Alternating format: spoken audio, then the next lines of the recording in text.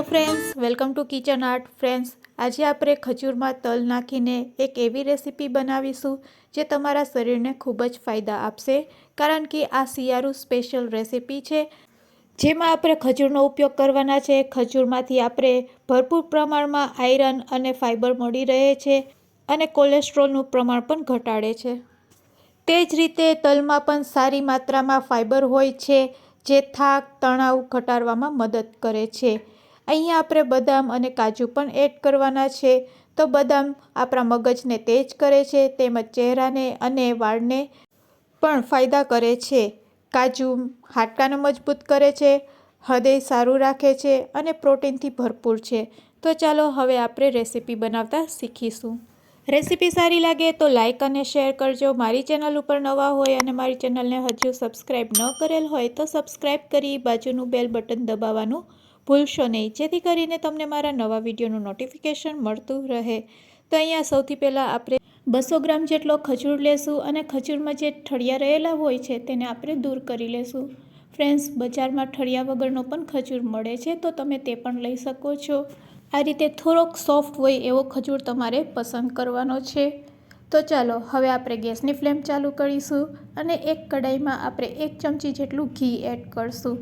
ઘી એડ કર્યા પછી ઘીને મેલ્ટ થવા દેશું અને ઘી એકદમ મેલ્ટ થઈ જાય પછી અહીંયા આપણે એક નાની વાટકી જેટલા તલ લેશું અને તેને તો ઘી મેલ્ટ થઈ જાય એટલે તરત જ આપણે તલને શેકી લેવાના છે. અહીંયા આપણે ગેસની ફ્લેમ મીડિયમ ટુ લો રાખીશું અને લો ટુ મીડિયમ ફ્લેમમાં આપણે આ તલને શેકવાના છે. તો આ રીતે આપણે સતત સ્પેચ્યુલાથી હલાવતા જશું એટલે તલ છે એ સરસ શેકાઈ જશે. અને ફ્રેન્ડ્સ, આ રીતે તલ શેકાઈ જાય એટલે આપણે પછી ગેસની ફ્લેમ બંધ કરી દઈશું અને ગેસની ફ્લેમ બંધ કર્યા પછી 5 મિનિટ માટે તેને ઠંડા થવા રાખી દઈશું. તો ફ્રેન્ડ્સ, અહીંયા આપણા તલ છે એ સરસ શેકાઈ ગયા છે, તમે જોઈ શકો છો. આ તલને શેકાતા ફક્ત 2 મિનિટ જ લાગે છે અને આપણા તલ શેકાઈ ગયા છે કે નહીં તે કઈ રીતે આપણે જાણીશું.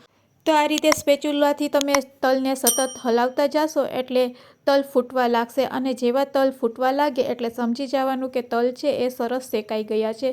તો ફ્રેન્ડ્સ, હવે તલ છે એ સરસ શેકાઈ ગયા છે અને ઘી પણ છૂટું પડવા લાગ્યું છે. તો આપણે ગેસની ફ્લેમ બંધ કરી દઈશું અને આ તલને આપણે એક પ્લેટમાં કાઢી લેશું જેથી કરીને તલ છે એ ઝડપથી ઠંડા થઈ જશે. તો આ રીતે પ્લેટમાં આપણે તેને સ્પ્રેડ કરી દઈશું અને આ રીતે તલને 5 મિનિટ માટે રેસ્ટ આપીશું એટલે તલ છે એ ઠંડા થઈ જશે.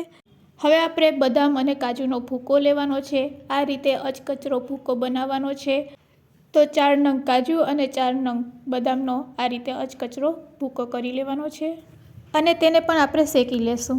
તો તે જ કઢાઈમાં આપણે ફરીથી 1 ચમચી જેટલું ઘી એડ કરશું અને ઘીને મેલ્ટ કરી લેશું.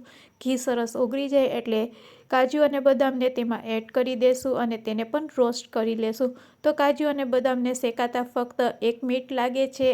લો ટુ મીડિયમ ફ્લેમ ઉપર તેને પણ શેકી લેશું અને થોડોક કલર ચેન્જ થાય એટલે તરત જ આપણે ગેસની ફ્લેમ બંધ કરી દેશું. તો ફ્રેન્ડ્સ, આ રીતે એકદમ લો ફ્લેમ ઉપર તમારે ધીરે ધીરે તેને શેકવાનું છે અને 1 જ મિનિટમાં તે શેકાઈ જાય છે. બદામ છે એ મગજની યાદદાસ્ત શક્તિ વધારે છે તેમજ કાજુ છે તે આપણા હાડકાને મજબૂત કરે છે. હવે ફ્રેન્ડ્સ, તમે જોઈ શકો છો તેનો કલર ચેન્જ થઈ ગયો છે. તો બસ હવે આપણે ગેસની ફ્લેમ બંધ કરી દેશું અને તેને પણ આપણે એક પ્લેટમાં કાઢી લેશું. હવે આપણા તલ એકદમ ઠંડા થઈ ગયા છે. તો ચાલો હવે આ તલને આપણે ગ્રાઇન્ડ કરવાના છે એટલે આપણે મિક્સર જાર લેશું અને મિક્સર જારમાં આ તલને આપણે એડ કરી દઈશું અને પલ્સ મોડ ઉપર 2 થી 3 વાર તેને ચલાવીશું એટલે એકદમ સરસ આ રીતનો ભૂકો રેડી થઈ જશે. તો અહીંયા આપણે અચકચરા જ ક્રશ કરવાના છે. તો આ રીતે તમારે અચકચરા તેને ક્રશ કરવાના છે. હું તમને નજીકથી બતાવવાનો પ્રયત્ન કરું છું. તો અહીંયા આપણા તલ તો રેડી છે અને આપણે ખજૂરમાંથી પહેલાંથી જ ઠળિયા છે તે દૂર કરી લીધા છે. તો અહીંયા મેં 200 ગ્રામ જેટલો ખજૂર લીધેલો છે અને તેના ઠળિયાને મેં દૂર કરી લીધા છે. તો તમે જોઈ શકો છો આપણો ખજૂર છે એ વધારે સોફ્ટ છે. તો આ રીતનો ખજૂર તમે પસંદ કરશો તો રેસીપી પણ ખૂબ જ સરસ બનશે. અને શિયાળામાં તો રોજ ખજૂર ખાવો જ જોઈએ કારણ કે તેમાં ભરપૂર પ્રમાણમાં આયરન હોય છે, ફાઇબર હોય છે અને કોલેસ્ટ્રોલ ઘટાડવાનું પણ કામ કરે છે. તો હવે આપણે ફરીથી ગેસની ફ્લેમ ચાલુ કરીશું. 1 ચમચી જેટલું ઘી એડ કરશું. ઘીને મેલ્ટ થવા દેશું અને ઘી મેલ્ટ થઈ જાય એટલે તરત જ ખજૂરની પેશી છે તે એડ કરી દઈશું અને લો ટુ મીડિયમ ફ્લેમ ઉપર આ રીતે આપણે સ્પેચ્યુલા અથવા તો તવેથાથી દબાવતા જઈશું એટલે ખજૂર છે એ મેલ્ટ થવા લાગશે। અને એક વાતનું ખાસ ધ્યાન રાખવાનું છે કે ખજૂર છે એ વધારે શેકાઈ ન જાય, કારણ કે જો વધારે શેકાઈ જશે તો ખજૂર છે એ ખાવામાં કડવો લાગશે અને જે આપણે રેસીપી બનાવી રહ્યા છે તે પણ એકદમ કડક થઈ જશે। તો આવું ન થાય એટલે ખજૂરને શેકતી વખતે ખાસ ધ્યાન રાખવાનું છે કે ગેસની ફ્લેમ લો જ હોવી જોઈએ। અને જો તમારો ખજૂર કઠણ હોય આ રીતે તવેથો અથવા તો સ્પેચ્યુલાને ચલાવવાનું હોય એટલે ખજૂર છે એ સોફ્ટ થતો જશે અને શેકાતો પણ જશે। તો હવે તમે જોઈ શકો છો ખજૂર છે એ મેલ્ટ થતો જાય છે અને સરસ માવા જેવો ખજૂર આપણો બનીને રેડી થઈ ગયો છે। જો આ રીતે એકદમ સરસ ખજૂર મેલ્ટ થઈ જાય, માવા જેવો થઈ જાય એટલે તરત જ આપણે ગેસની ફ્લેમ બંધ કરી દેશું। તો અહીં આપણો ખજૂર પણ સરસ શેકાઈ ગયો છે ઘીમાં અને એકદમ માવા જેવો રેડી થઈ ગયો છે। હવે અચકચરા ક્રશ કરેલા તલ તેમાં એડ કરી દેશું, સાથે આપણે જે ડ્રાયફ્રૂટ શેકેલા છે તે પણ આપણે એડ કરી દેશું અને બધી વસ્તુને અહીંયા આપણે મિક્સ કરી લેશું। તો ફ્રેન્ડ્સ, મિક્સ કરતી વખતે પણ ખૂબ જ ધ્યાન રાખવાનું છે, કારણ કે આ પ્રોસેસ થોડીક ઝડપથી કરવાની છે।